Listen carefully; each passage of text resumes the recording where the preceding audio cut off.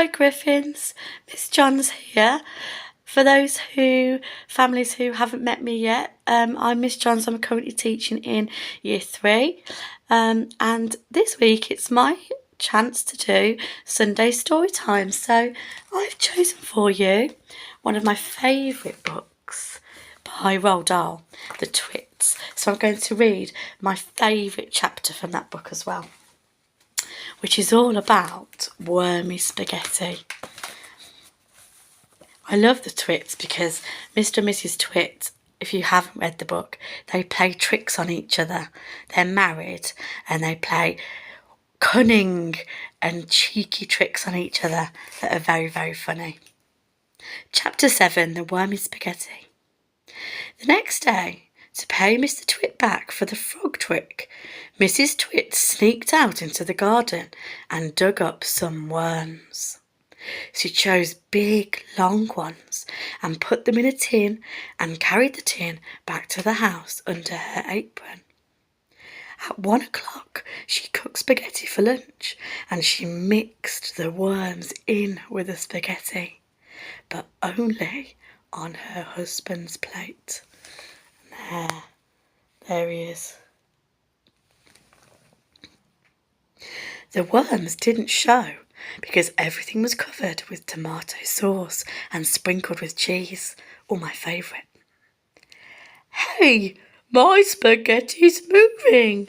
cried Mr. Twit, poking around in it with his fork. And you can see Mrs. Twit's face there, very, very gleeful. She's very proud of herself.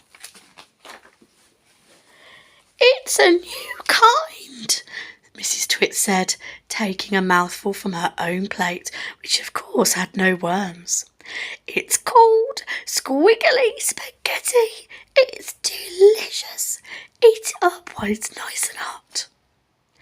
Mr. Twit started eating, twisting the long tomato-covered strings around his fork and shoveling them into his mouth. And Mr. Twit has a very, very long beard and food gets stuck in there a lot. Soon there was tomato sauce all over his hairy chin. "It's not as good as the ordinary kind," he said, talking with his mouth full. "It's too squishy." "I find it very tasty," Mrs. Twit said. She was watching him from the other end of the table. It gave her great pleasure to watch him eating worms. "I find it rather bitter," Mr. Twit said. "It's got a distinctly bitter taste. Buy the other kind next time." Mrs. Twit waited until Mr. Twit had eaten the whole plateful. Then she said, "You want to know why your spaghetti was squishy?" I love this picture.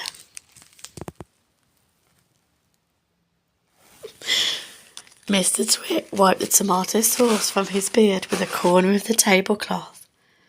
"Why?" he said. "And why it had a nasty bitter taste?" "Why?" he said. "Because it was worms," cried Mrs. Twit, clapping her hands and stamping her feet on the floor and rocking with horrible laughter.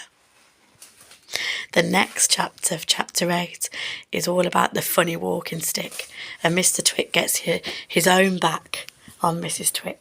So I know we've got that in our school library, so definitely check that out if you enjoyed that. Well, it's been lovely to read to you, Griffins, and I look forward to doing the next one. See you next week.